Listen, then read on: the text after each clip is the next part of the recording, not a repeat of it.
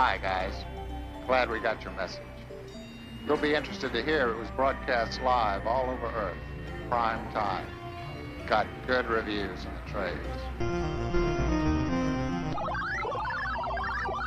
As you correctly suspect. My voice sounds somewhat different today. The reason for this is a mixture of artistic freedom. Analysis.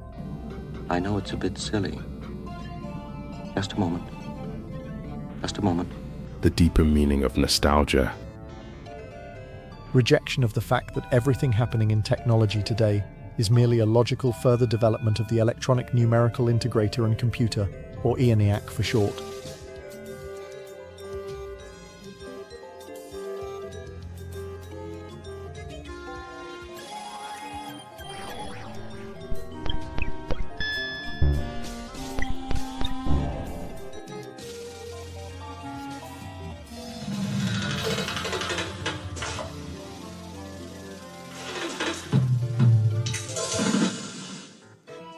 Let's say you happen to think that was really a good groove and you wanted to have that played by something other than the drum set. Just go to the back again and look for some other kind of a noise to play on that.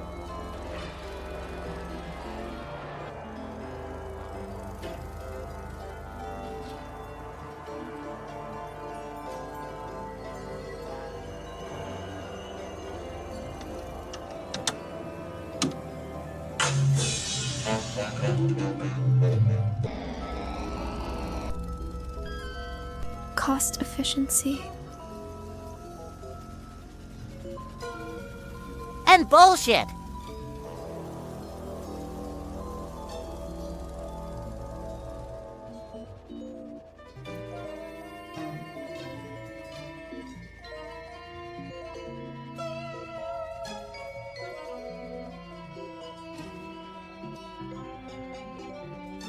As Frank Zappa once put it so perfectly, if we can't be free, at least we can be cheap.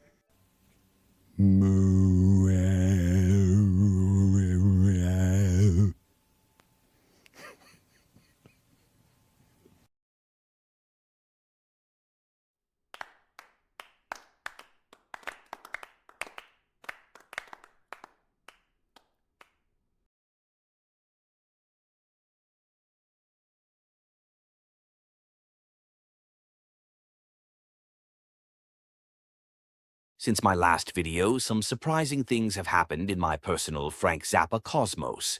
By personal, I mean personal, as in the word personal. This is a warning guarantee, so you still have enough time to press the stop button right now, or listen to my story. I warmly welcome you.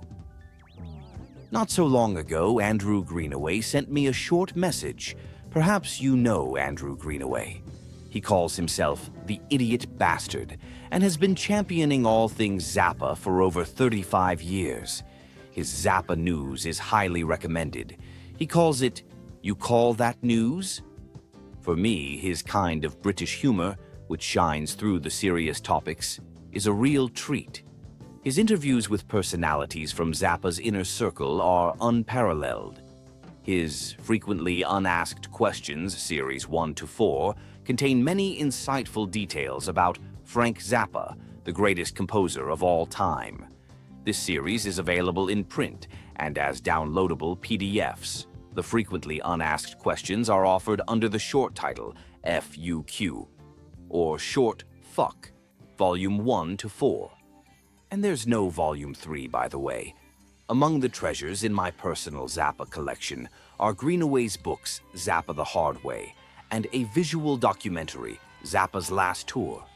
I only got to see Frank Zappa live once, in 1988. These books are a great and, for me, an important addition to this breathtaking best band you never heard in your life, that tragically disbanded too early while still on tour due to disputes among some of the musicians. Greenaway's Zappa, The Hard Way, is a must-have. Scott Thunes said, "Whew, what a read. This is rad." Mike Keneally said, "I absolutely devoured the book. Andrew captured what happened there. A great read." Ed Mann said, "Don't read this book. That's nice, you dog, but please stop misusing me for your amateurish stop-motion videos without asking and putting this one sentence I'm saying right now in my mouth. I never said that outside of this simulation. That's not even my voice. He's right. How can I be right if I'm not me? Never mind. Okay, anyway, this Andrew guy sent me a message outside of this simulation and told me that Gerry Fialka wrote to him and asked him to put me in touch with him for an interview. Gerry Fialka. You probably know him from this video. To the best of what the 20th century have to offer, including a generous supply of ignorant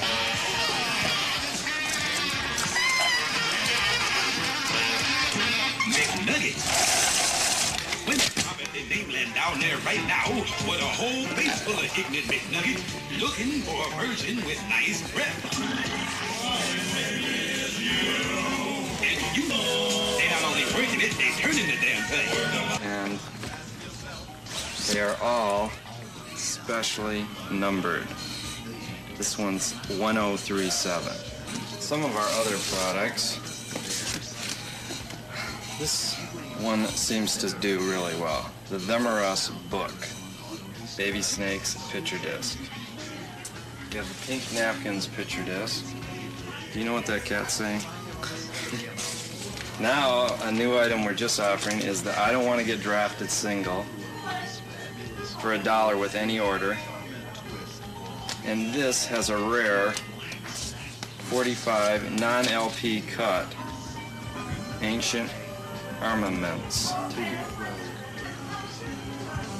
One of our best shirts, in my opinion, is for the film Baby Snakes, because it is a movie about people who do stuff that is not normal. I don't think you've seen this shirt yet. This is a really nice shirt. Color especially. That's on one side. The back says Tour 84. Man from Utopia. That's a real nice one. Tinseltown Rebellion. I'm getting too much glare. Oh, okay. There's a whole bunch of warning guarantee stickers.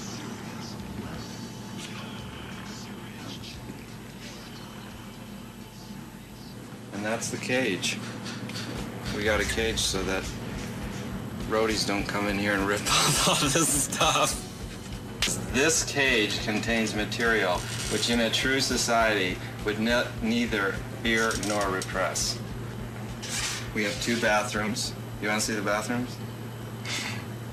A short clip of this appearance is also included in the documentary film Zappa by Alex Winter. He was sort of at the forefront in a sense, and that was very vital to their, organization and their income. By 1982, we had started a small mail order company, and we did like $1 million worth of sales. For us, that was good business because you only had to sell a quarter as many records, really, to make the same amount of profit. This is where all the fan mail comes, and this is where I read it. And if you don't believe me, look around you. There's boxes, and I read everything. Fialka worked for Frank Zappa as archivist, production assistant, tour assistant, and factotum from 1983 to 1993. Here you see him with Frank and Gail Zappa and Simon Prentice in the Zappa family's garden. By the way, Simon Prentice was Zappa's semantic scrutinizer, his translator. Zappa said that Prentice was the only translator he completely trusted when working on the numerous foreign language versions of his material. Gail and Frank asked Simon to take over the translation after they realized that many of the earlier translations were flawed. Prentice is listed in the liner notes of The Yellow Shark and in the liner notes of the album The Mofo Project Object from 2006. He also wrote liner notes for the 50th anniversary edition of Apostrophe, and more. In addition, which is very interesting to me personally, Prentice wrote the text, "As above, so below, Zappa, fractals, and one size fits all in 2008. Back to Gerry Fialka. Fialka has published articles on Zappa and was a co-interviewer in October 1988 when Zappa expressed his thoughts to Bob Marshall. Dr. Carolyn Dean and Gerald Fialka assisted Bob Marshall in conducting the interview. Furthermore, in a 1990 interview, Zappa mentioned that Fialka gave him a present that impressed him more than any other present from his staff. A videotape of the world's greatest sinner. That's cool. I have this movie also in my collection. As you know, Frank Zappa wrote the score for this 1962 movie.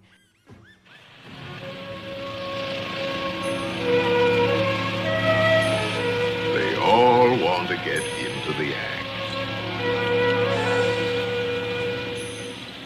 including myself.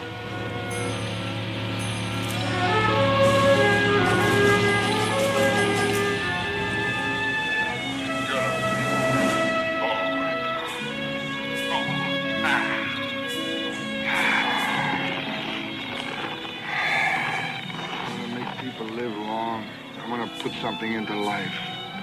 I'm gonna make life be eternal. I'm gonna do it, Rex. I know you're not laughing at me. I know you won't laugh at me, Rex.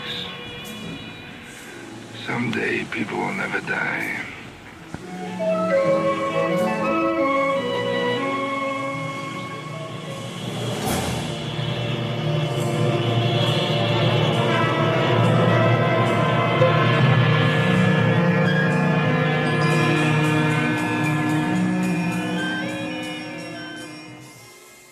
I want to mention that Zappa band member Ike Willis called Fialka an astoundingly astute and brilliant person, the kind of guy that Frank Zappa loved to have in his orbit. Next to his connection to Zappa is Gerry Fialka, an experimental filmmaker, curator, lecturer, interviewer, and writer. He lectures and leads workshops on experimental film, avant-garde music and art, subversive social media, books by James Joyce, and Marshall McLuhan's media theory. LA Weekly has described Fialka as a cultural revolutionary. Yeah, that's amazing. And then came the interview with him, so there I am, sitting there as my alter ego with my artist name Andreas Rausch, feeling quite nervous. Gerry Fialka's questions are very inspiring. I would like to compare his concept of questioning to the Rorschach test because his special, very philosophical and psychological questions also come up with other interview partners. So do the boards of the Rorschach test images. You know, those ink blot pictures. Gerry Fialka's questions are also like images. I watched his interview with Henning Lohner, the filmmaker and composer who made Pifiyatko, one of the best and most personal documentaries about Frank Zappa. Lohner made some other great films, including Zappa, and contributed to the production of the beautiful Yellow Shark concerts and album. Henning Lohner was, let's say, asked, shown the same metaphorical word boards as me, and responded and reacted according to his personality.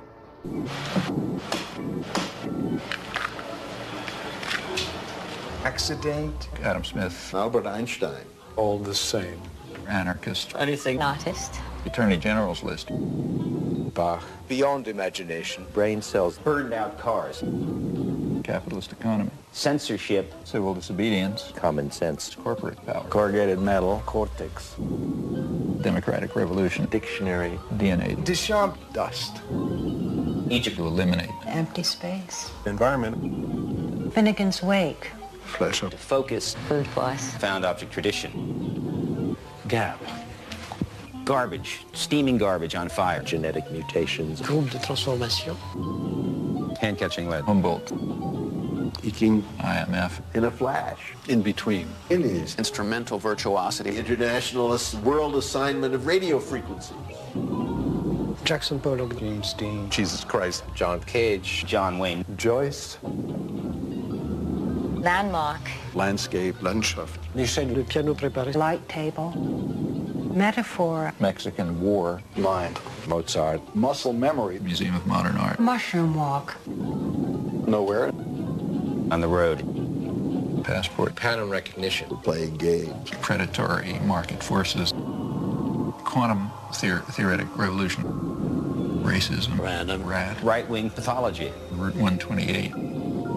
Sans nécessité. Schoenpeck. Serial computers. Serial music. Serial organization. Shadows. Shakespeare. Silence. Simulated time. Single frames. Slavery. Snake. Strange attractor. Strange particles. Subterranean apartment. Surrogate zoo.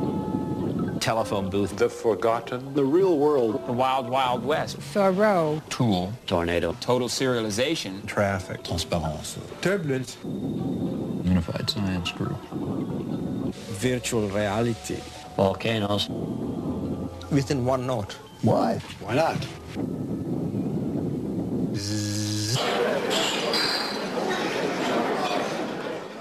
So completely different, and also very deep and wonderful. That's what Fialka can do to you. Going deep into thinking. The conversation allowed to respond to details of the answers. After a few of these stimulating word images, as I like to call them now, interesting and surprising connections emerged, until suddenly... Do you know the book Morning of the Magicians? Oh, no. You should look it up because that's where he got the title, Who is Fulcanelli? So you might check that book. You could probably get it free online.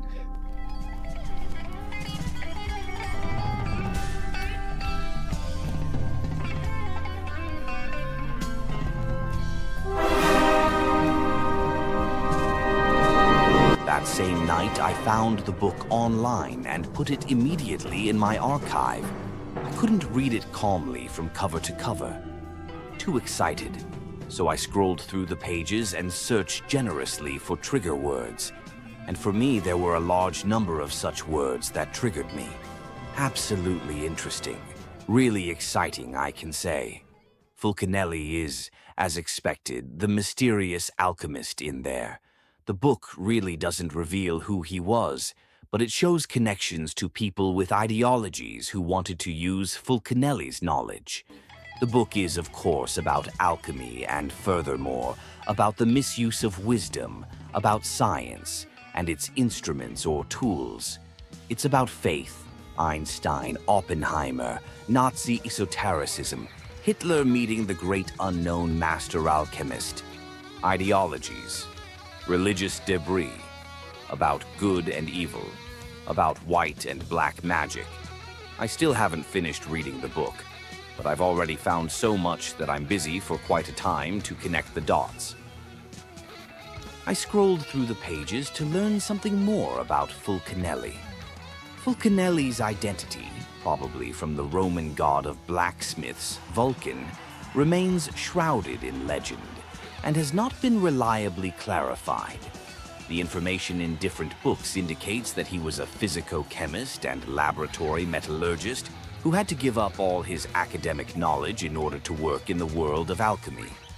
A very interesting find for me personally during my research is the book The Alchemical Furnace and Fulcanelli's Testament.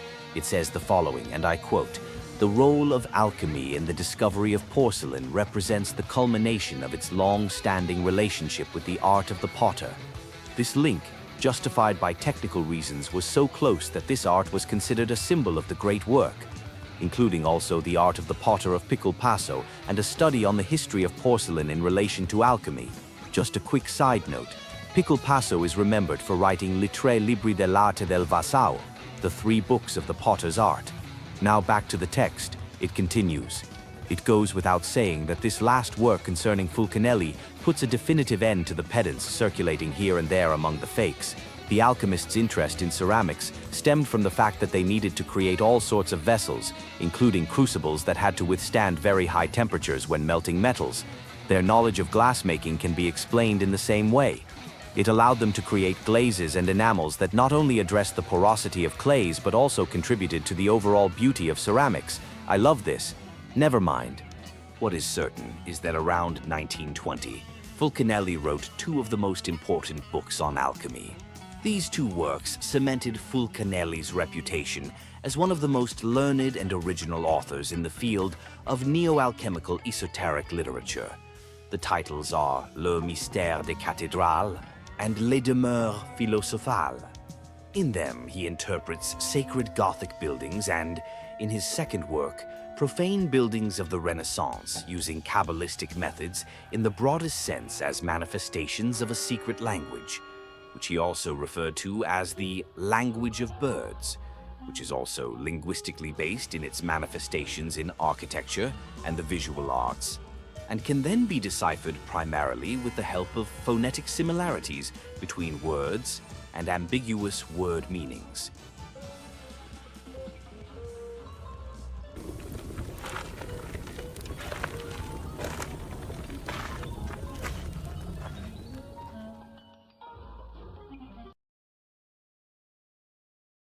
When I read Decipher Phonetic Similarities Between Words and Ambiguous Meanings, I feel like listening to Frank Zappa's One Size Fits All, especially Andy Devine. Never mind. Just watch my video on One Size Fits All. And please also watch the video on Zappa's enthusiasm for Edgard Varèse, because of Varèse's composition Arcana, which is dedicated to the alchemist Paracelsus, whom Varèse described as a friend. Although Paracelsus had been dead for hundreds of years before Varèse was born, he was still a friend. Please also watch my video on environment. In these videos, you will find a conceptual continuity to the video you are watching right now. Alchemy, chemistry, composition, mind, everything that goes with it. Can you imagine how incredible Gerry Fialka's recommendation for Morning of the Magicians is to me, especially after I made these videos? I freaked out perfectly glad, and that's an understatement. Back to the book. The original was published in 1960 and the English translation in 1963. I have to say that the passages I've read so far naturally take alchemy as their basic starting point, but the focus is then on conspiracy theories, esotericism, occultism, and the construction of the atomic bomb. Einstein and Oppenheimer are often mentioned as a kind of yin and yang of nuclear physics, I would say. Oppenheimer was more attractive than Einstein in appearance, and probably fucked around a lot while Einstein played his violin elsewhere, but that has nothing to do with the topic here. Yeah, fuck Oppenheimer. Play your violin, Albert. Music is the best. Definitely related to this topic is the fact that Einstein warned the American government in 1939 by writing a letter about the real possibility of a nuclear chain reaction that could destroy the entire Earth's atmosphere by that chain reaction, and that Hitler was interested in developing such a nuclear bomb. Well, the thing about Essen is the last book that I read all the way through was a book called The Arms of Krupp by William Manchester. And here in this book, which was this thick, I'd read all about Essen, you know, and here we are, my first German performance in Essen. So I had spent the night before walking around to look at it. So it was kind of strange to start our experience in Germany off in this kind of an environment. It's possible we will help the revolution, but there are so many people today who think that they are involved in... Viele Leute, die mit der Revolution zu tun haben, sagen und tun viele Dinge, die genauso falsch sind wie die das Establishment tut. Es gibt jetzt viele Revolutionäre, denen Weisheit fehlt und die Menschen dazu führen, in der Revolution Fehler zu machen.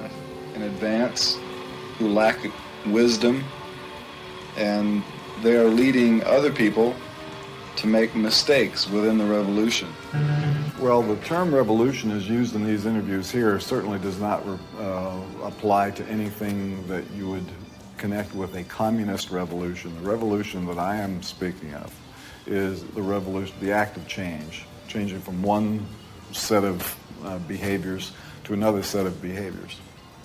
Your proposal was in 1968 infiltration, to infiltrate society where your parents have failed. Mm-hmm. Do you think the youth from then has reached something with that strategy? I think that they have infiltrated. Unfortunately, the people themselves who did the infiltrating, once they got in there, they decided to go for profit instead of for change. I think that Wall Street is a good example of infiltration of young people, but the people who got in there didn't go into Wall Street to change it. They went in there to make more money than their parents did. And the same thing is true in the entertainment industry, like in television and in movies. There are a lot of young people working in those fields, but they're not making things that are better.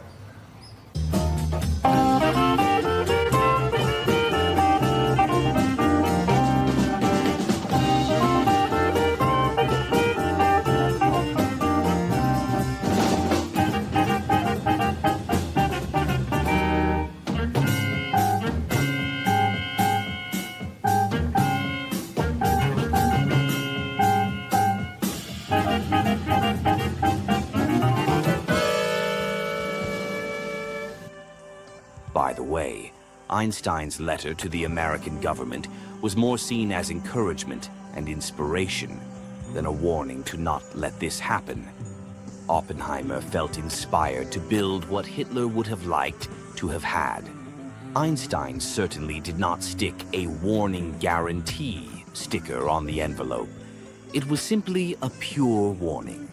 Movements are always the same. You get some windbag who wants to say his philosophy and he tries to make other people believe in it. And there's always going to be some people who want to believe in it and they go along with a movement and eventually the movement falls apart.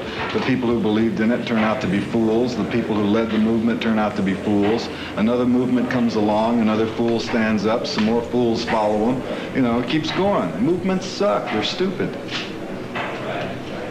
So what are you believing in? I said music. In Morning of the Magicians, one can read why Hitler was so interested in annihilation and how he explains that his calling as the herald of a new humanity is rational and concrete. He said, and here I quote, "Creation is not yet complete. Man has reached a certain stage of metamorphosis. The old human species is already in decline and can only survive. Every 700 years, humanity takes a step forward in its development, and the ultimate goal is the coming of the sons of God. All creative forces will be concentrated in a new species." End of quoting that asshole. In Morning of the Magicians, it is stated that Hitler viewed himself as a type of messiah and felt confirmed by his involvement with the occult that he was chosen to usher in a new era. His occultism was based on the stories of Norse gods and not on Jewish Kabbalah or the Christian Kabbalah version that developed from it. I am now firmly convinced that these passages from Morning of the Magicians were incorporated into the right side of the billboard for Frank Zappa's 200 Motels.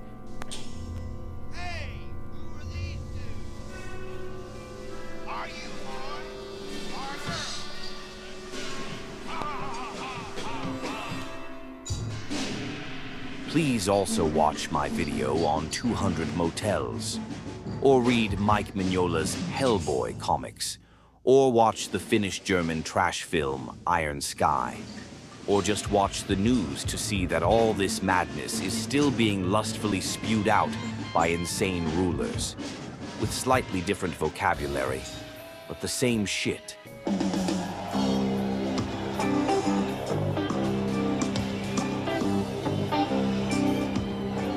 People are people, and they are basically bad.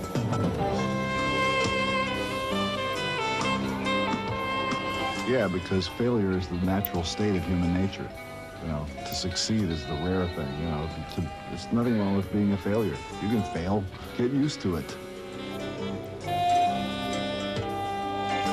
I think that life itself is so absurd because the human species was a mistake. I'm convinced of it. That if there is a God, he really fucked up when he made people.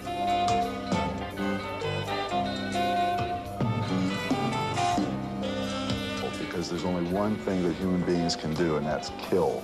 They do that exquisitely well and better than any other species. They like to make a mess, they like to kill, they like to make trouble. That's why the species will eventually just obliterate itself and the world will be safe once again for cockroaches and moss.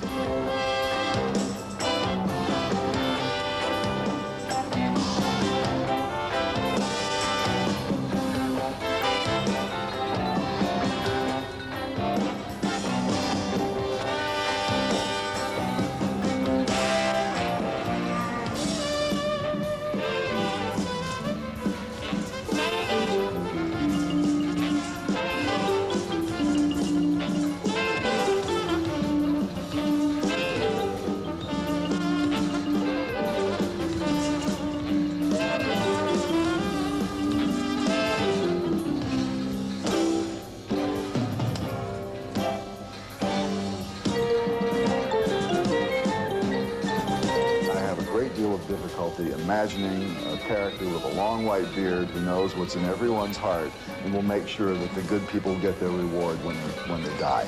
I think that this is dangerous propaganda.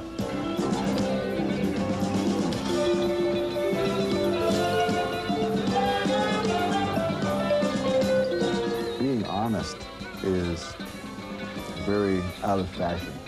Nobody wants to do that anymore because it's easier to lie and to chisel on the side, and you'll go farther, faster, if you're a fake person.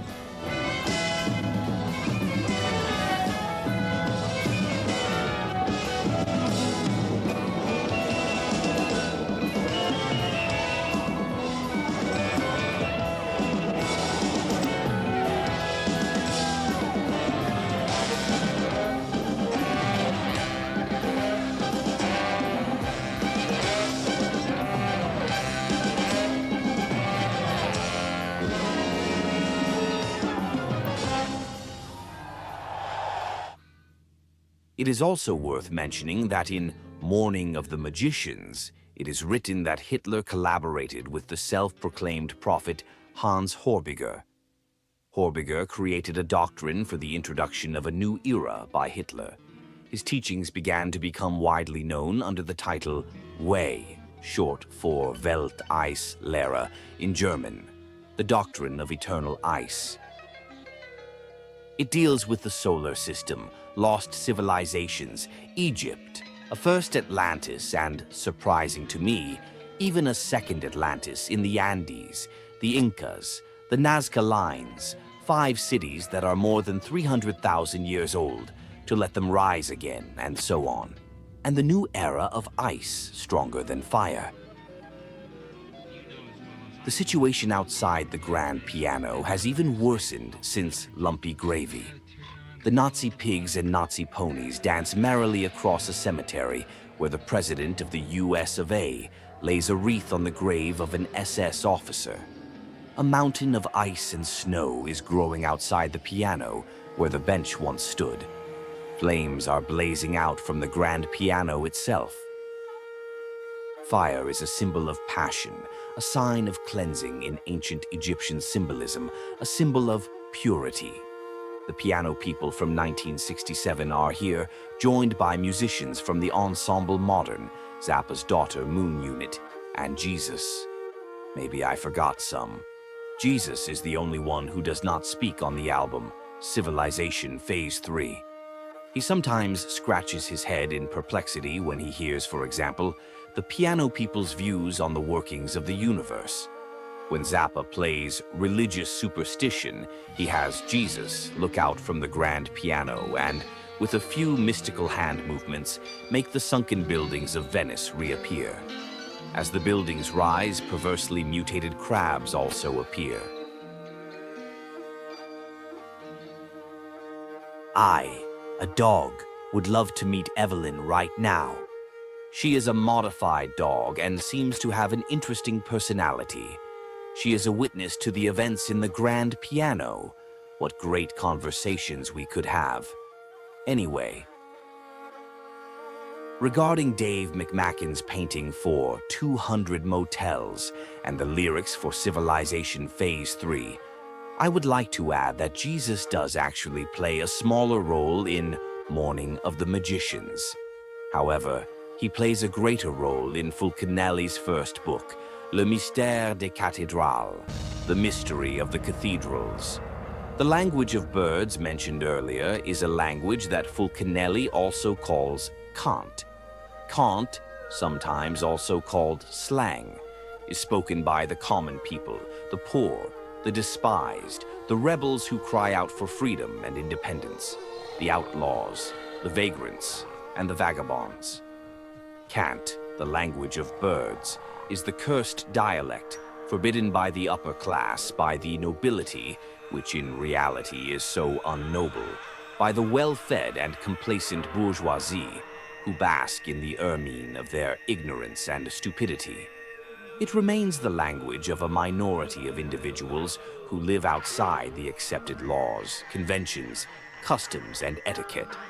Speaking this language can also result in the spokesperson's music not being played on the radio, if radio existed. You know, the electrical generator. In every science fiction movie, when you go into the mad scientist laboratory, there's always that little sound effects of the dynamo hum in the background. And since I like monster movies, I kept listening to these sound effects in the mad scientist room, you know, and there's always the dynamo hum, and that's what led me to do the song. I changed the phonetics of the word and then built a story around the name. And here Fulcanelli includes Jesus, saying that his parables and teachings are based on knowledge of this language. I, as a dog, would add that Frank Zappa's whole catalog is like one big cant, or slang. Fulcanelli also writes that he is surprised that linguists search for the literary origin of words and ignore their homophonic corruptions. According to Fulcanelli, corruption must also be taken into account. This corresponds to the phonetic law that governs the hermeticism of language in every language, disregarding spelling. I have a good example of this. Watch out. Beauty is not love. Beauty is a French phonetic corruption of a short cloth neck ornament currently in resurgence. Beauty is bow tie. Bow tie is not love. A bow tie is somehow a winged word like the brown shoes are in Zappa's lyrics.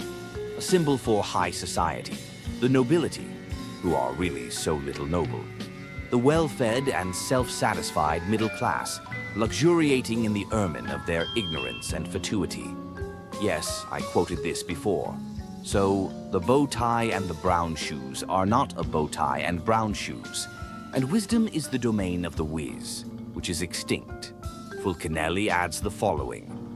People think that such things are merely a play on words. I agree. The important thing is that such wordplay should guide our faith towards certainty, towards positive and scientific truth, which is the key to the mystery, and should not leave us wandering in the capricious maze of our imagination.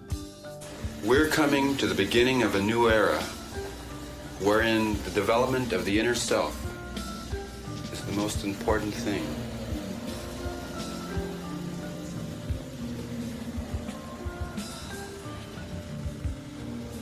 We have to train ourselves so that we can improvise on anything.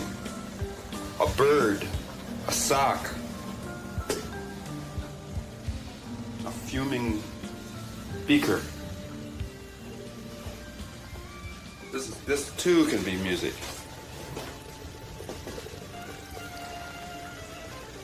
Anything can be music.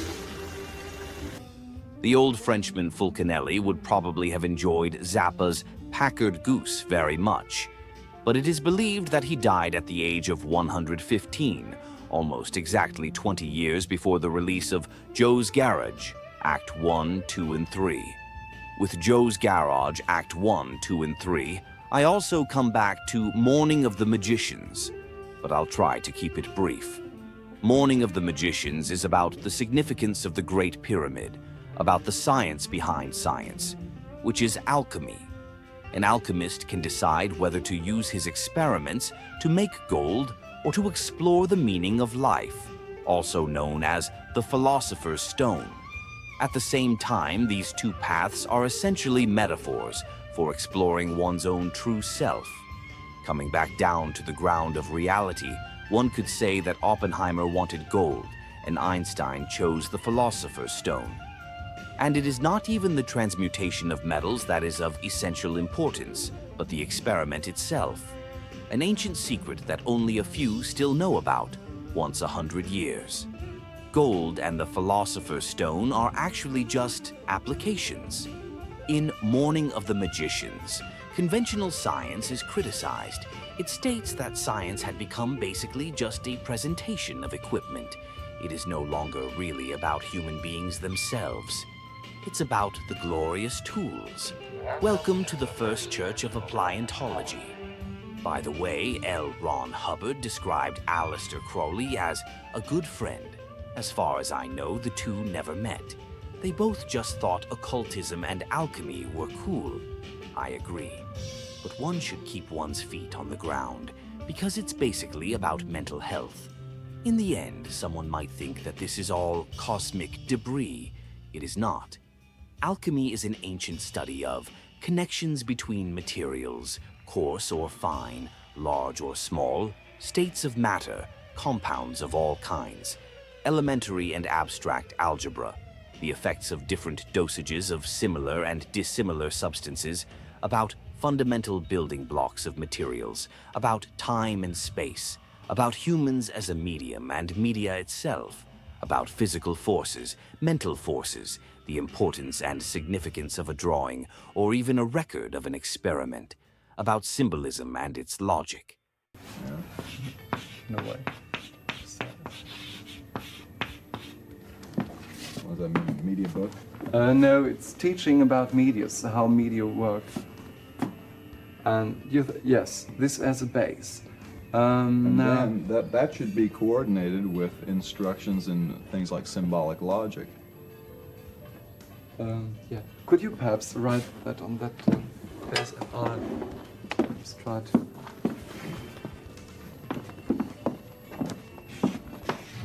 That would be a kind of above the supervision.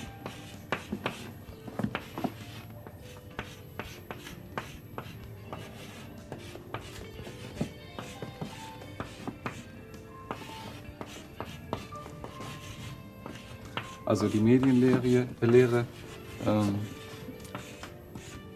koordinieren mit dem Studium symbolischer Logik. Symbolic logic, this stands for example, languages, this stands for music, this stands for... Also things like Boolean algebra. Yeah. You know that? Information theory. Mm-hmm. This stands for visual communication, for getting to know what certain icons, certain pictures stand for. Right. Each picture means certain things. Oh, starting complex. with basic geometric shapes, you know, what does a circle represent, you know, and what does a triangle represent, and all those things. What do they represent on a subconscious level? You should start with information like that, so that when a person sees a product on a shelf and the label contains a circle and a triangle and a couple of lines that go like that, before he reads the label and is taken in by the color of the label, he should evaluate his own personal response to the geometric shapes, which are already sending him information. And they should also be educated to understand the mechanism that connects the eye to the brain, you know, the way in which, just as a camera sees reality different than your eye sees reality, it's quite possible that reality as it really is not being accurately transmitted to your brain because of faults in your eye. See, in the design factors of the eye. And it's the same with design factors of the ear, or maybe the things that you touch, you know. You have to be properly educated to really understand your environment. I think it's only when you understand it thoroughly that you're going to be safe in it. Because if you misunderstand any part of the forces that are operating on your body at all times, you're completely vulnerable. There just needs to be one little pinhole where an advertising agency can stick a triangle there and whoosh, he's right on through, and before you know it, you bought 3 Volkswagens.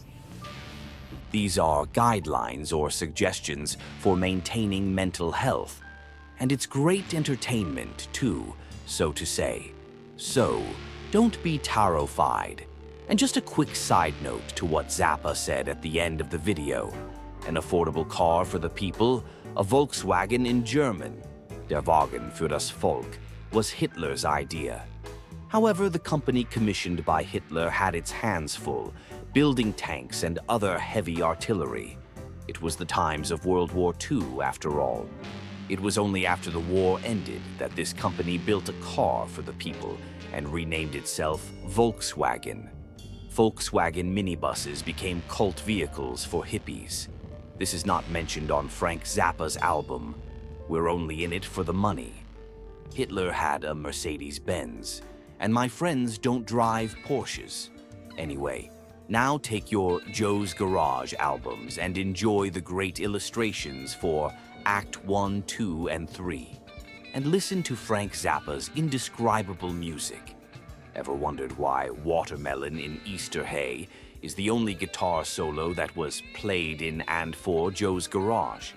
Why only this solo was not edited from existing live recordings of Zappa? This is pure alchemy for normal, everyday use. It won't make you immortal, or suddenly let you walk on water, which would suck either way if you like swimming or diving. It pleases your mind. But who gives a fuck anyway? I do. Everything is just beautiful in Zappa's work.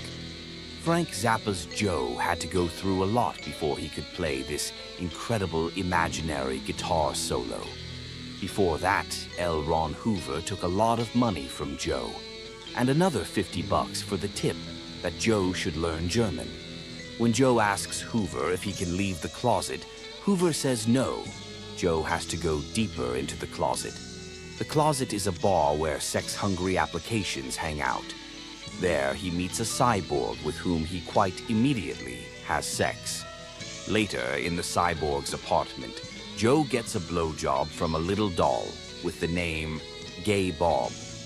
Then Joe fucks the cyborg again, who is even more fun than a certain Marion cleaner than a certain Lucille. But a golden shower destroys the cyborg's electrical circuit, and Joe has to go to jail. Until now, Zappological studies have said that L. Ron Hoover is obviously a satire on L. Ron Hubbard. I would add that this is, of course, true, but in my opinion, it goes much further. For me, Frank Zappa is alluding here to Hubbard's use of alchemical knowledge, which Hubbard copied from Crowley and modified for his church by introducing applications. That's a strange and very creative mixture of all the things that can be found in the book Morning of the Magicians. Based on my assumption that the illustrations for Joe's Garage were actually created for Frank Zappa's album Lather, just as the cover portrait of Joe's Garage was actually intended for Lather, these illustrations fit Joe's Garage overwhelmingly well after reading part of Morning of the Magicians. And they still fit Lather too. It's all just one big album anyway, as Zappa said. In the few pages I have read so far of Morning of the Magicians, and the incredible number of connections to Frank Zappa's work that I might have discovered in it, I particularly like the following excerpt, which I quote now. What is time in regard to the cosmic scale by which the history of the Earth must be measured? Has not the future, so to speak, been with us from all eternity? The appearance of the mutants would seem to suggest that our human society is from time to time given a foretaste of the future and visited by beings already possessing a knowledge of things to come. Are not the mutants the memory of the future with which the great brain of humanity is perhaps endowed? We, the authors, do not claim to know any mutants. Nevertheless, if we accept the idea that the perfect mutant is perfectly camouflaged, we can accept the idea that nature sometimes fails in her efforts to improve creation and puts into circulation some imperfect mutants who, unlike the others, are visible. In such mutants, you may find a combination of exceptional mental qualities and physical defects. Do these mutants form an invisible society? If the mutant exists as we are tempted to believe, he has powers greater than any that we can imagine. Powers that an ordinary man seldom uses. He is gifted with intelligence. We have arrived now at the frontiers of the imaginary. There are several reasons why I like this passage from Morning of the Magicians, and am quoting it here.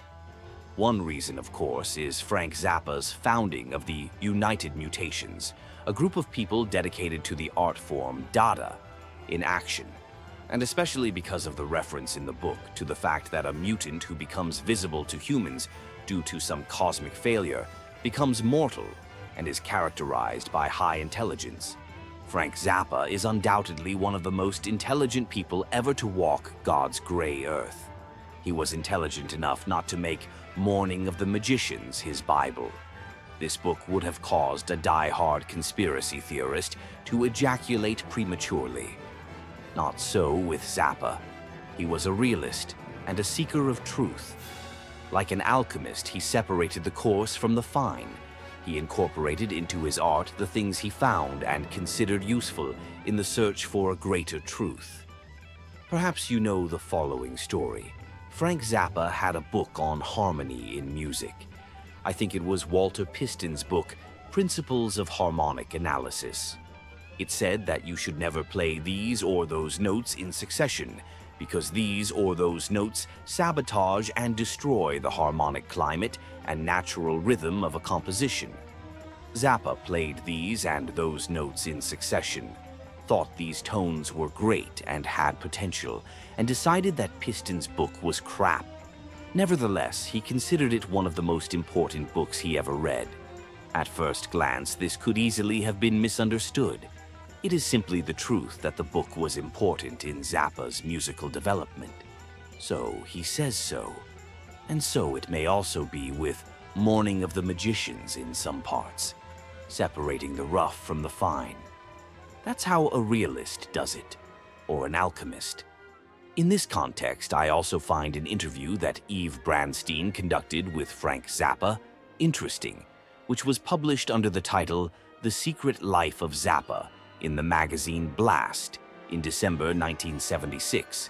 Eve Brandstein asked Zappa about his favorite movies, and he said they were The Killer Shrews, The Beast of Haunted Cave, Mesa of Lost Women, and The Brainiac. She then asked him if he read, and he shook his head. But then Zappa replied, "The last thing I read was The Secret Life of Plants." Brandstein wrote that the book made her think that he was either into gardening or found the idea of ESP intriguing. She asked him if he thought he had psychic abilities, and Zappa replied in a low-key voice, "No comment." She wanted to pursue it, but she felt that this was perhaps the secret life of Frank Zappa. She went on to find out if he thought of himself as philosophical. And Frank Zappa replied, and I quote, "Yeah, a person who might or might not have a sense of what the word philosophy means is philosophical. Philosophy is not just a course that you take in school. If you have a philosophical outlook on something, you might be a person who likes to gather information and make evaluations of your own personal universe. I try to keep track of what's going on as it relates to me. It all builds up to an aesthetic and ethical system of whatever your personal morals are going to be." End of quote. Brandstein wondered how such a bright man could have once described himself as a creep. Eve Brandstein began her career in 1975, so this interview can be considered one of her early works. She is a poet, producer, writer, director, teacher, businesswoman, and journalist. She worked with John Waters, David Lynch, and a lot of other artists. She directed The Lost Weekend, a love story about May Pang's relationship with John Lennon. She is also a painter. About her art, she says, and I quote, "As a postmodern thinker with a romantic heart, I engage in the language of images to tell another kind of story. As an artist, I am able to create a physical poem using color and form.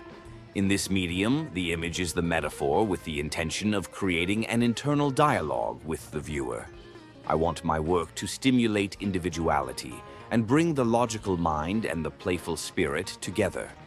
Through symbol and externalizing inner feelings, I hope to connect with the healing nature and salvation that art manifests. I truly believe art saves lives." End of quote.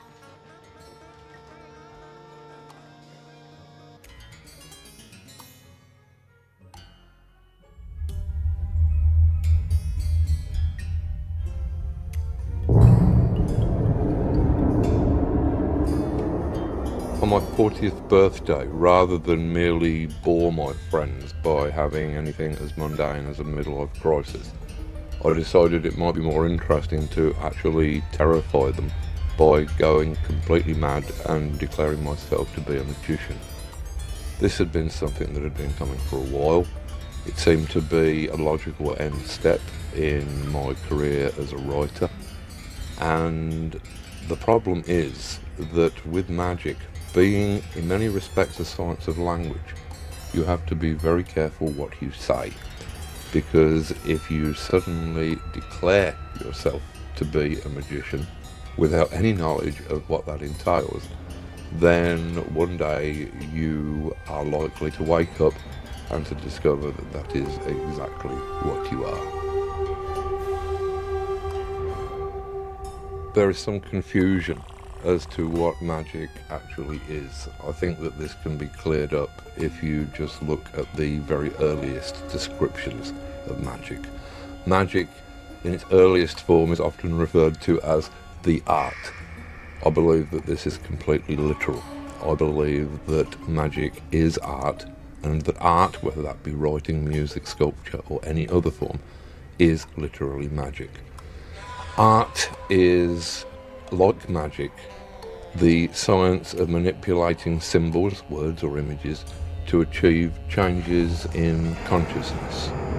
The very language of magic seems to be talking as much about writing or art as it is about supernatural events.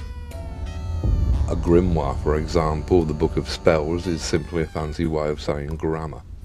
Indeed, to cast a spell is simply to spell, to manipulate words, to change people's consciousness.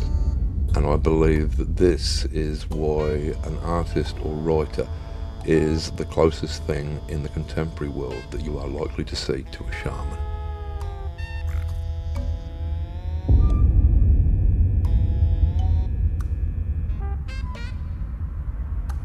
I believe that all culture must have arisen from cult.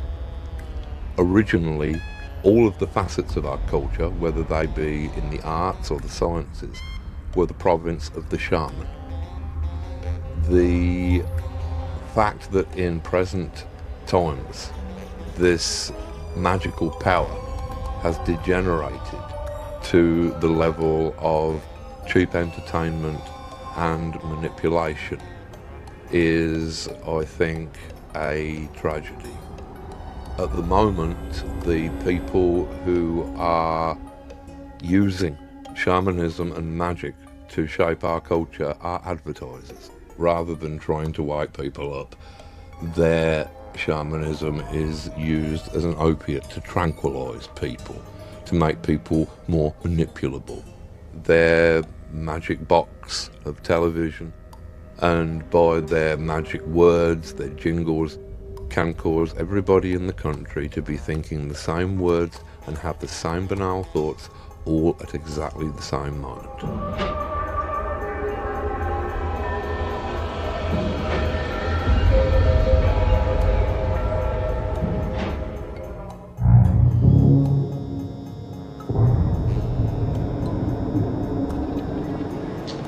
The slime. Well, it's hard to talk about the slime of American television to people in this country because you can't comprehend it, you know. You don't have as many television stations. Like Los Angeles, I think, has 10 different television stations constantly pouring out the same kind of material, you know. It's almost inescapable. That's some real slime. The style and the way of dealing out the little portions of slime changes each year. Like last year, they tried an experiment which didn't really work. See, up until last year, if there was a series on television, it always came on the same night of the week and the same time, and people would sort of set their social schedule around their favorite series shows on television. And last year, they tried a different approach with moving the shows around in different times of the week, thinking that would create the illusion of variety, which they're always being accused of not having. And what it did was it caused the first major drop in television viewing numbers since the history of television. The first time since the industry started that the number of viewers watching the set actually decreased from the year before, and then they got scared, and now they're going back to the other format.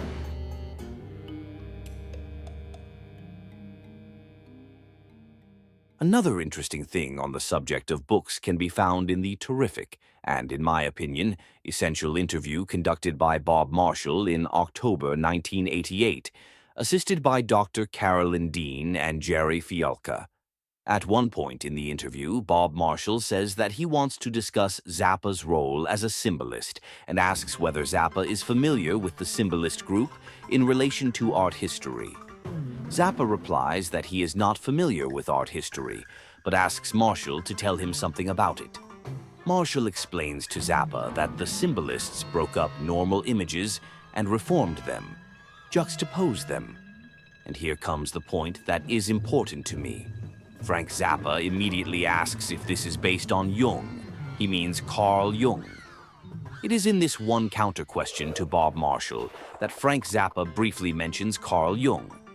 I have never read or heard anywhere else before or since that Frank Zappa was interested in Carl Jung. Carl Jung was a Swiss psychiatrist who founded analytical psychology. Jung studied medicine and attended lectures on law and philosophy. He was very interested in spiritualism, as it was closely related to psychiatry, and researched occult phenomena and the so-called trance medium. Just as an aside, Frank Zappa had already compiled and titled the album Transfusion during his lifetime. Anyway, let's move on. You can bet your ass that Frank Zappa would never have mentioned Carl Jung if he hadn't known exactly what he was talking about. Or do you think that if Bob Marshall had said, "Oh yeah, Carl Jung, let's talk about him," Zappa would have replied, "No idea. Who's this Jung guy?" In the interview, however, Bob Marshall had to answer Zappa's counter-question in the negative because the symbolists had nothing to do with Carl Jung, but appeared 100 years before Jung. Together with Rimbaud and Baudelaire, you find symbolists in a book called The Symbolist Movement in Literature, and this book was about emphasizing a symbol as the primary focus or motif in one's art. Frank Zappa replied, and I quote, "Well, I suppose I belong in there. Anyone who has said as much as I have about poodles ought to have some sort of a recommendation in that group." There are so many important and insightful things in this wonderful interview. You should definitely read it. You'll find it very easily on the internet. Just type in Frank Zappa, Bob Marshall, 1988, and voila, there it is. Personally, I am very happy that I found Bob Marshall saying that Zappa was like a scientist approaching sound and music, and Zappa saying that he got this from Edgard Varèse. Varèse was for Zappa the first clue to think further in this direction. My video about Zappa and Varèse fits in with this. Zappa also talks again about Egyptian religion, that you have to give things a name, a personal meaning. If you remember these names on your way to the afterlife, you have your ticket to heaven, so to speak. Of course, Zappa, the realist, did not believe in this metaphysical afterlife story. Here, from an interview. My sister-in-law wanted me to ask you kind of a spiritual question, but... Metaphysical? Yeah, like, what do you think happens to us when we die? Dust. That's pretty much what I think. Pretty much become worm food. Yeah, well, unless, of course, you're cremated. But I will say that, and this doesn't put you into the realm of metaphysics, you know, something animates you while you are alive, and there's an electrochemical process that animates this bag of shit that everybody has to drag around, okay? So it is not impossible that at the point where the electrochemical process that's motivating the bag of shit ceases to be strong enough to make the bag of shit move around, that energy may be exchanged and may dissipate and have an existence of its own without the bag of shit. And but I wouldn't want to extrapolate that into the world of ghosts and goblins. Right. I mean, it's hard to say since... Well, I just don't think that... I believe that those energies and processes exist. I just don't think that they've been adequately described or adequately named yet, you know, because people are too willing to make it all into something that supports the religious theory of one flavor or another. And if you start defining these things in nuts and bolts scientific terms, people reject it because it's not fun. It's, you know, it takes some of the romance out of being dead, Right. Because of people's desires to have eternal life and extend their influence beyond the grave and, you know, all that Houdini type stuff. Right. But basically, I think you're dead, you're dead. You know, comes with the territory. This audio clip is from an interview conducted by Den Sims, Rob Sandler, and Eric Buxton at Frank Zappa's Utility Muffin Research Kitchen. It was recorded on January 12, 1991, and appeared in the excellent fan magazine Society Pages No. 7 in September 1991. It is important to me to include this excerpt here. No one should think that I want to put Frank Zappa in an esoteric niche with my videos. Comparatively speaking, one could say that my videos explain that some people know that thousands of years ago, you could make fire with 2 sticks and some dry leaves. Anyone who wonders why people didn't use lighters back then and thinks my analyses are nonsense has missed the point. Let's continue with the glorious, factually accurate, and wonderful madness.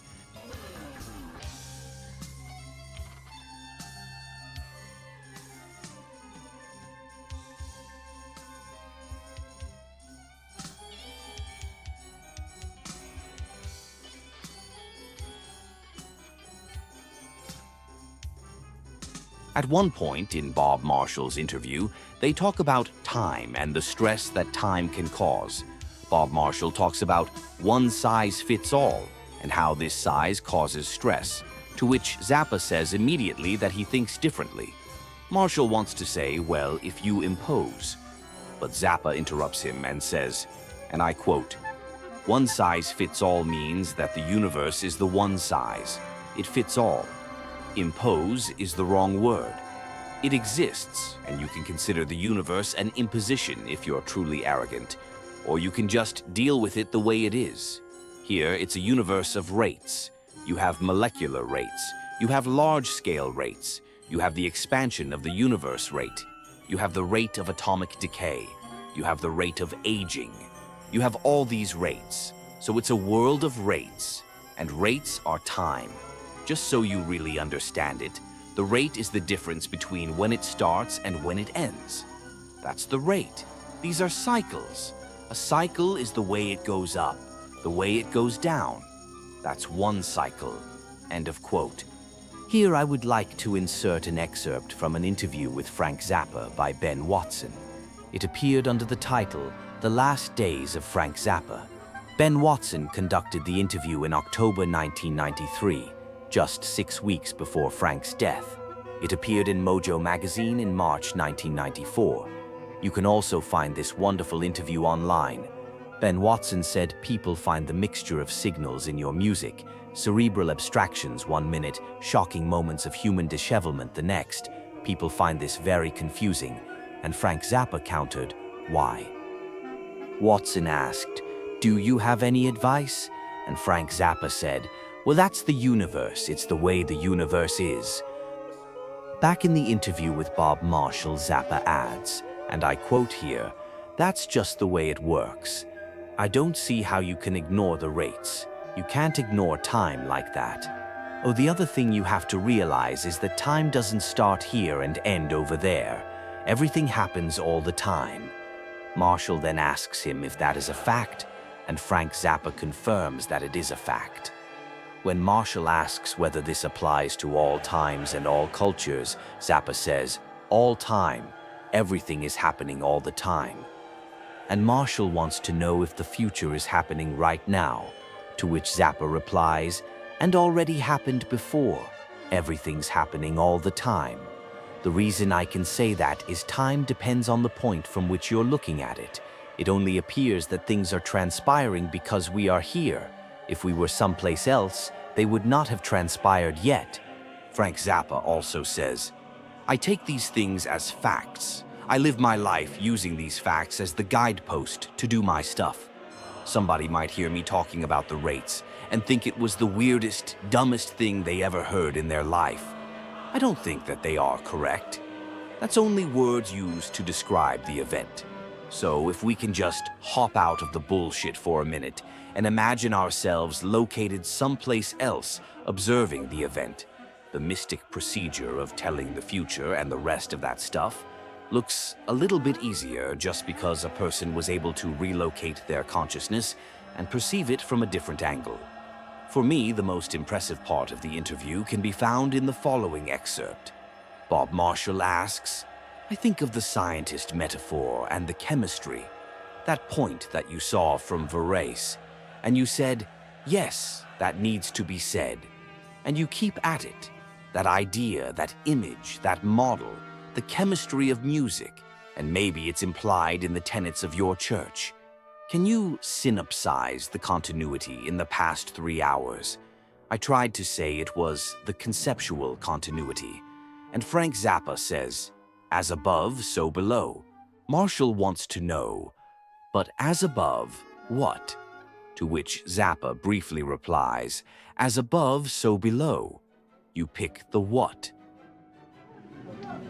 Do you know what I'm really telling you? Is it something that you can understand? Do you know what I'm really telling you? Is it something that you can understand? Do you know what I'm really telling you? Is it something that you can understand? Do you know what I'm really telling you? Is it something that you can understand?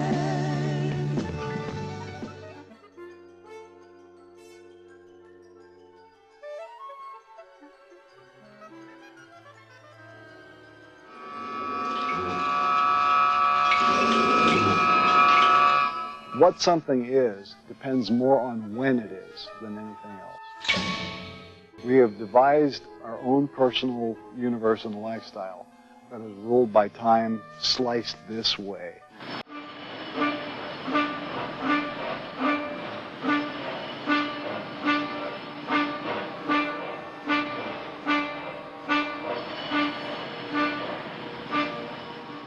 It seems just as feasible to me that everything is happening all the time.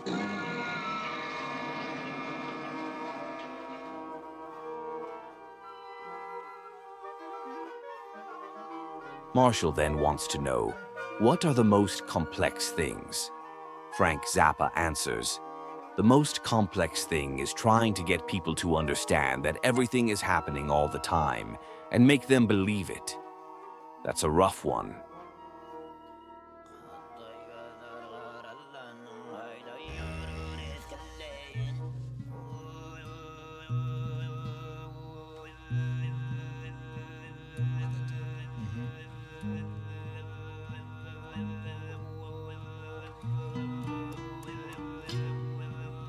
Okay, please. I gotta think about this. Okay, sorry. It's all right. No problem. Just go pass that the way. audition? Okay. I had already used the expression as above, so below at the beginning of the video, referring to Simon Prentice' 2008 notes, as above, so below, Zappa, fractals, and one size fits all. Remember, the guy standing with Gerry Fialka next to Frank and Gail Zappa in the Zappa's garden? That's the one.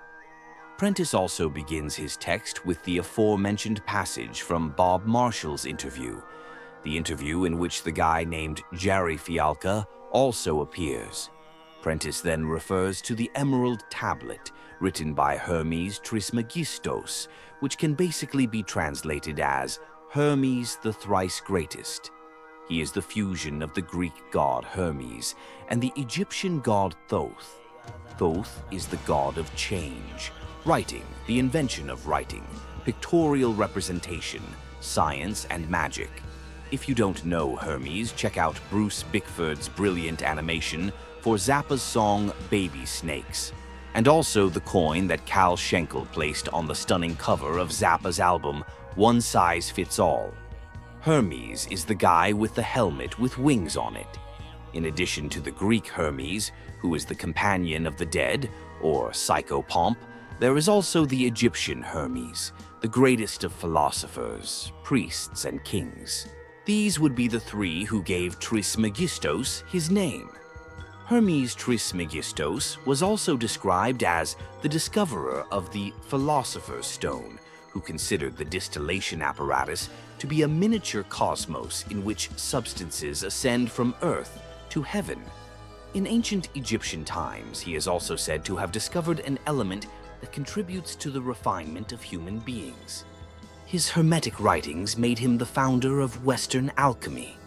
The Emerald Tablet, also known as Tabula Smaragdina, mentioned by Simon Prentice, is, in a sense, his bestseller. Hermes Trismegistus' texts influenced Paracelsus, Paracelsus' texts influenced Varèse, and Varèse's dots on paper influenced Zappa. Well, influence. Everything is happening all the time. The Emerald Tablet is actually a form of several more or less complicated exercises that make the true meaning of the universe, and also the meaning of the true self, understandable. And it's not about trying to change the world as much as it is recognizing how the world really is. One could also say that it is an ancient guide to a successful freak out. Frank Zappa's Freak Out manifesto is not considered esoteric. Good. It's like the Emerald Tablet, just more modern in language and funny on the side. It is said that those who understand and fully internalize the exercises of Hermes Trismegistus will never have to read a book again, because they will know how things in the universe works. Then, of course, if you know how things in the universe works, it can happen that books you read anyway can make you sleepy.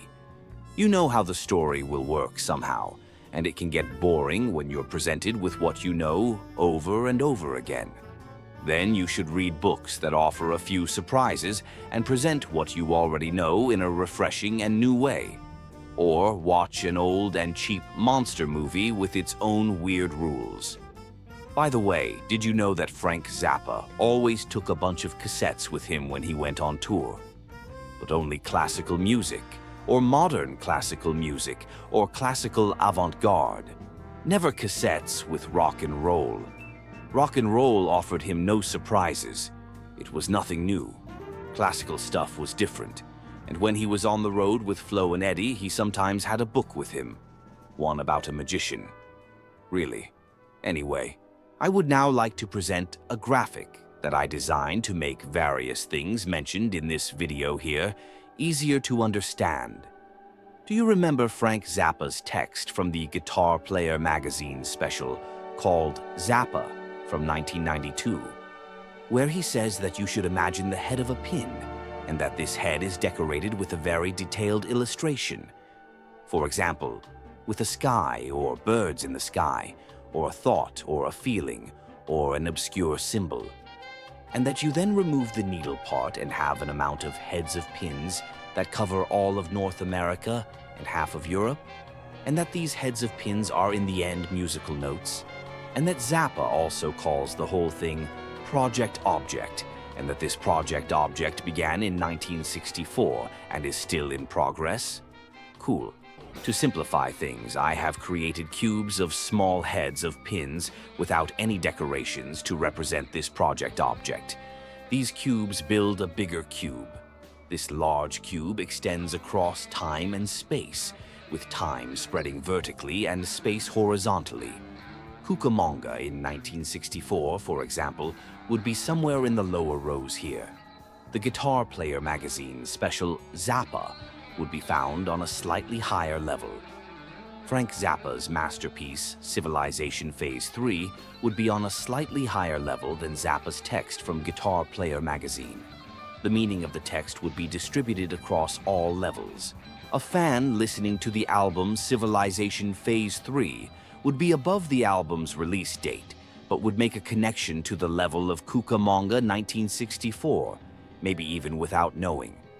This connection, as a line, would pass through Zappa's album, Lumpy Gravy. In the process, time becomes a relative unit. Hermes Trismegistus' Emerald Tablet helps to locate a point that facilitates understanding of everything that happens there. For simplicity's sake, this point is placed exactly in the center of the cube. A vertical line representing time and two horizontal lines describing space pass through this point. This vertical line and the horizontal lines touch the outermost points of space and time. In the graphic, these are the respective centers of the 6 faces of the cube. The center point, defined by Trismegistus, is also called the 0 point. The 0 here is not just a simple number. The number 0 stands for mere existence. The 0 point is completely free of judgment. There is no black and there is no white. There is no good and there is no evil. There is no hatred and there is no love. There is only pure being. Everything that happens in time and space is a line that runs like a beam through this 0 point. If this beam is only a micromillimeter or a microsecond away from hitting the 0 point, it is subject to the laws of judgment, regardless of what this line represents. If this line then leaves the 0 point by just 1 micromillimeter or after 1 microsecond, it is again subject to the laws of judgment. Whatever this line is, the 0 point contains the exact definition of the beam, free from any judgment.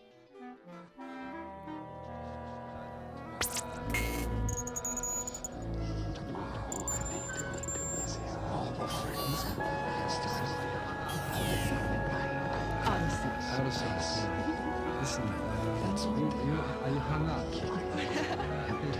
Space. Strain up. I know he's sitting there.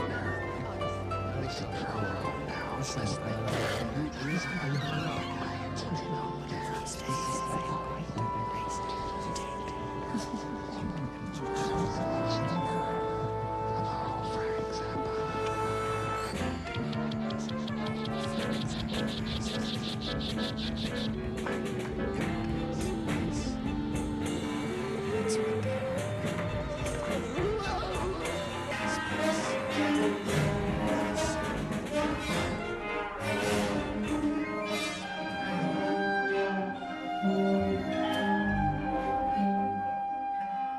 Frank certainly had a, he always, he's a guy who lived by the idea of expect the unexpected, or judge everything simultaneously so that you're not judging at all, in essence. Always judge everything every moment or not at all. It's the same deal. An example, let's take art. Let's go down the vertical axis of time, which represents the past, to the outermost point of the lower surface of the cube. There, a being discovers that crushed berries of different kinds have different colors. The being discovers that when it dusts its hand and presses it into the berry juice, it can leave a colored imprint on a surface. An abstract or concrete image can emerge. Let us now go all the way to the top of the vertical axis of time, which represents the future, to the extreme point of the upper surface of the cube. A being sits in front of a computer and discovers that this computer is capable of sampling stored data. The being now takes existing files and creates a collage from them that goes beyond the meaning of the sampled data the being used. The being saves the new file. At the 0 point, there is no difference between the being in the lowest area and the being in the highest area of the vertical. At the 0 point, it is creativity and creation. At the 0 point, it does not matter at all what one thinks of the handprint of one being and the stored file of the other being. Let's take the censorship of art as another example. In the lower area of the vertical axis of time, we have, for example, the poet and philosopher Socrates, who was sentenced to death for his plea for freedom of thought and his call to young people to free themselves in spirit. Also in the lower section, we have the persecution and murder of artists who create abstract art. Works that challenge the viewer's mind are also destroyed. In the upper section, we have, for example, the burning of Beatles merchandise, because a certain John Lennon speaks the uncomfortable truth about the state of society. In the upper range, we also have the desired ban on the sale of records that do not conform to the ideology of certain rulers. In the upper range, we have the ban on books in schools, so that education remains influenceable. At the 0 point, it is clear that this is about oppression and manipulation of the mind in the sense of an ideology. An ideology cannot exist at the 0 point. The strength of violence is observed at the 0 point on a different ray. There are billions of rays for billions of events streaming through the 0 point. At the 0 point, the following applies: as above, so below. The distances of space and time play no role at the 0 point. The size and timing of each event play no role at the 0 point. At the 0 point, everything is happening all the time. At the 0 point, there is no cosmic debris, because cosmic debris is arrogance, dogma, and stupidity. The 0 point is the true self of the realist, who knows.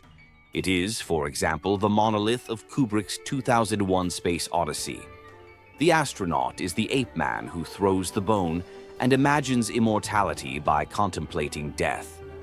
The astronaut and the ape man and their aspirations are outside the monolith, outside the 0 point. They only appear to be different because they occur at different points on the vertical and horizontal axes of time and space. You may be familiar with Alejandro Jodorowsky. Whatever one may think of him, his comic book story, The Incal, which he created with the great Moebius, and his exceptional film, The Holy Mountain, play with knowledge of Hermeticism. For his never-realized film, Dune, Jodorowsky created a drawing that could calculate the events of his freely interpreted retelling of Dune. In relativity theory, the so-called world line of a photon is represented in this graphic here. In quantum field theory, events and their movement are represented by the so-called light cone. These graphics seem to come from different fields, such as mysterious esotericism and dry science, two sides that make fun of each other. But from the right point of view, it's all just bird language, cant, or slang at its best, without even knowing it. And finally, I have a very nice photo here that Frank Zappa's daughter Moon Unit once posted on Instagram. It is a drawing that Frank Zappa gave to his daughter. The title is A Picture of God for Moon. The fact that Frank Zappa uses the Pachuco cross in his drawing is just Frank Zappa's way of understanding things, enriching them with his clever humor, and also obscuring them. You could play Zappa's solo Finding Higgs Boson from the album Transfusion to accompany it, or Sofa number 1 and 2. What else comes to mind? Roger Price's Droodle, Ship Arriving Too Late to Save a Drowning Witch, had a second caption titled Mother Pyramid Feeding Her Baby. By Price, the witch in Zappa's song is brought home by the Navy at the end for a ritual sacrifice. Then there are Zappa's song titles Systems of Edges, A Cold Dark Matter, and Light is All That Matters. There's so much more. Frank Zappa's book, Them or Us, is full of references to alchemy and the Large Hadron Collider at CERN, without mentioning the collider by name. His book is about time and space and time travel, deep and funny at the same time. So smart, I love it so much. Zappa's album, Francesco Zappa, is great fun and a humorous manifestation of Zappa's understanding of everything happens all the time, which is also the basic of time travel. That's why the character Francesco Zappa in the book is the one who knows everything about time and time travel and the origins of alchemy, the emerald tablet, so to speak, without naming it, and that this kind of wisdom existed before the Kabbalah or other manifestos came into being. Zappa's great piece, Muffin Man, quotes a second from Varèse's Hyperprism, and is about a guy who seems pretty boring and prefers this muffin to the richly decorated cupcake, but who is like Zappa describes himself, or Edgard Varèse, jokingly. Furthermore, hyperprism means that there may be more than 3 dimensions, which can be pretty cool for calculating the theory of as above, so below. That's it. And does humor belong in alchemy? You bet your ass it does. To relax, I'll read you something else from Them or Us, the book. Page 182. Cut 2. The interior of the same bedroom that the 2001 astronaut found himself in at the end of the psychedelic optical sequence. The dummy, with his helmet off, stares unbelievingly at the cardboard plywood Sweeney X1 parked near the bed. Instead of eating the meal Kubrick laid out for him last time, he shakes his head in disgust and says, "What is this shit?" "Good night."